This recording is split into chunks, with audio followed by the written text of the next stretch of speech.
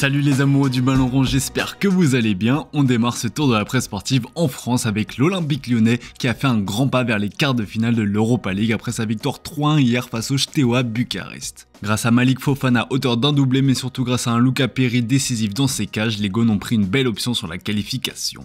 Le journal Le Progrès a vu une belle réaction et des émotions hier soir. De retour sur le banc et au lendemain de l'annonce de sa suspension de 9 mois, Paulo Fonseca a été submergé par l'émotion quand ses joueurs sont venus autour de lui après l'ouverture du score. Le coach portugais n'a pas pu retenir ses larmes. En conférence d'après-match, il est revenu sur ce moment émouvant et a expliqué qu'il n'abandonnera jamais. De lire aux larmes résume l'équipe dans ses pages intérieures. L'OL va désormais étudier les recours possibles pour son coach qui sont au nombre de 3. L'appel auprès de la FFF comme l'OM l'a fait pour Mehdi Benassia sans succès. L'OL peut aussi se tourner vers le Comité national olympique du sport français et enfin en cas de dernier recours, la procédure auprès du tribunal administratif sera utilisée. Dans l'actu, on parle aussi et déjà du match retour entre le PSG et Liverpool. Pour le Parisien, au vu de la démonstration collective des hommes de Luis Enrique au match aller, le PSG a de bonnes raisons d'y croire encore. L'équipe dévoile quelques pistes pour réaliser l'exploit à Anfield. Il faut selon le journal aligner d'entrée Désiré Doué, faire évoluer Kvaratskhelia à gauche et enfin relancer Safonov au profit d'un Donnarumma fébrile. L'opération remontée est lancée. Direction l'Angleterre avec les clubs anglais qui ont connu diverses fortunes hier. On commence par Manchester United qui s'en sort avec un match nul face à la Real Sociedad, score de 1 partout. Zirkzee est le buteur du côté des Red Devils. Le Daily Mirror placarde les reproches de Ruben Amorim à ses joueurs ce vendredi matin. Le Portugais regrette les occasions gâchées et pousse ses joueurs à être plus impitoyables face au but. On pense notamment à l'oubli de Diego Dalot alors qu'Hojlund attendait un centre. Le Daily Star relaye de son côté la main de Bruno Fernandes qui a coûté un penalty aux Red Devils après visionnage de la VAR. Globalement, Manchester United s'en sort bien puisque la Real Sociedad a poussé en fin de match et a manqué de peu de l'emporter. Tottenham de son côté a couru après le score toute la soirée et n'a jamais réussi à revenir sur la Z Alkmaar. Cette défaite 1-0 a fait ruminer Heung-min Son après la rencontre comme le relaye le Daily Express dans son encart. Le Sud-Coréen, visiblement mécontent de la prestation, a demandé à ses coéquipiers de se réveiller pour le match retour. On termine avec Manchester City qui prépare déjà la saison prochaine. Comme le rapporte le Manchester Evening News, Pep Guardiola compte trancher dans le vif cet été. Il ne retiendra personne sauf 3 joueurs qu'il juge intransférables. On retrouve Erling Haaland en tête de liste, logique qu'il a prolongé pour 9 ans. Le ballon d'or Rodri dont le retour est attendu avec impatience par les Sky Blues. Et enfin le troisième homme est Josko Vardiol qui a prouvé qu'il était polyvalent et surtout indispensable au vu de sa fiabilité en défense. Au niveau des renforts espérés, Mundo Deportivo révèle une petite bombe. Dans l'optique de rajeunir son entrejeu tout en apportant une bonne dose de talent, Manchester City s'intéresse à João Neves, la pépite du Paris Saint-Germain. Le jeune de 20 ans impressionne pour sa première saison dans la capitale française. Luis Enrique en a notamment fait un pion essentiel de son dispositif. Sous contrat jusqu'en 2029, le Portugais sera difficile à déloger. Le média espagnol précise que s'il part, ce sera pour un montant stratosphérique. On rappelle qu'il a été recruté contre 60 millions d'euros en provenance de Benfica. À l'époque, les Sky Blues avaient tenté de l'attirer. Bernardo Silva avait même essayé de convaincre son compatriote de le rejoindre. On file en Italie avec le Corriere dello Sport qui nous offre une interview exclusive de Romelu Lukaku qui retrouve des couleurs du côté de Naples. Après avoir été prêté à l'Inter puis à l'AS Rome, Big Rome a fini par quitter définitivement Chelsea pour le club partheno-pays.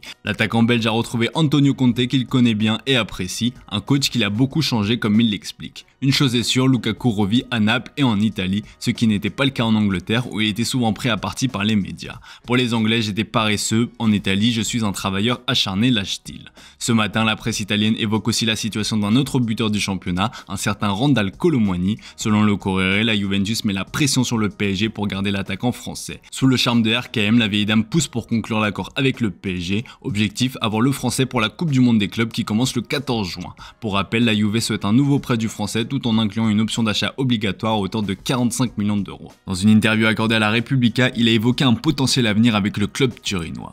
Ma volonté est de jouer et de m'amuser. Mais si les choses continuent comme ça, pourquoi ne pas rester?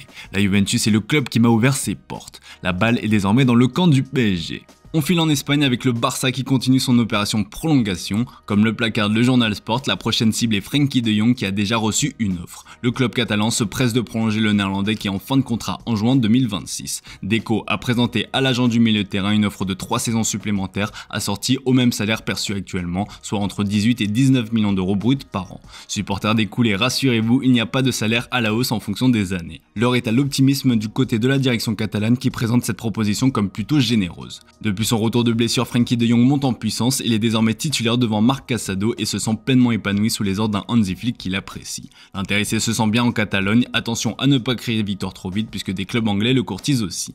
L'autre joueur qui fait l'unanimité en ce moment c'est Szczęsny. Mundo Deportivo met en avant l'impressionnant Tech, son surnom au vu de son nom impossible à épeler. Avec 6 clean sheets sur ses 8 derniers matchs et 8 arrêts face à Benfica, le Polonais impressionne. Le Barça pense déjà à le prolonger comme le rapporte le média. Pour le moment, Szczęsny ne se dit pas trop préoccupé par son avenir. Allez, on termine ce tour de la presse sportive à Madrid avec le retour de Jude Bellingham qui va faire le plus grand bien au merengue.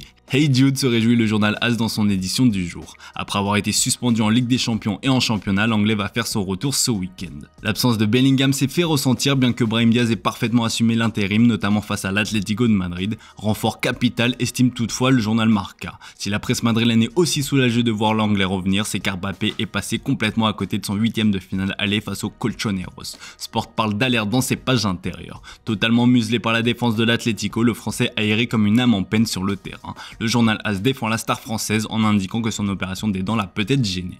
Une excuse un peu légère pour un joueur de son calibre. L'autre point qui agace la presse espagnole, c'est son association avec Vinicius Junior qui ne prend pas. D'ailleurs, révélation de taille concernant une décision prise par Florentino Pérez pour le Brésilien. Sport indique que le président du Real Madrid ne cédera pas à ses exigences salariales. Une réunion cet été aura lieu avec le joueur pour prolonger son contrat de 2 années supplémentaires, mais Florentino Pérez n'est pas prêt à rompre sa politique salariale. Il estime que cela briserait l'équilibre du vestiaire. Si Vini force, le Real ouvrira alors la porte à un départ du joueur en Arabie Saoudite. Florentino Pérez n'a jamais accepté la pression comme il l'a démontré au cours de ces années. Le média cite les cas de Cristiano Ronaldo et de Sergio Ramos comme exemple. Vinicius Junior est prévenu.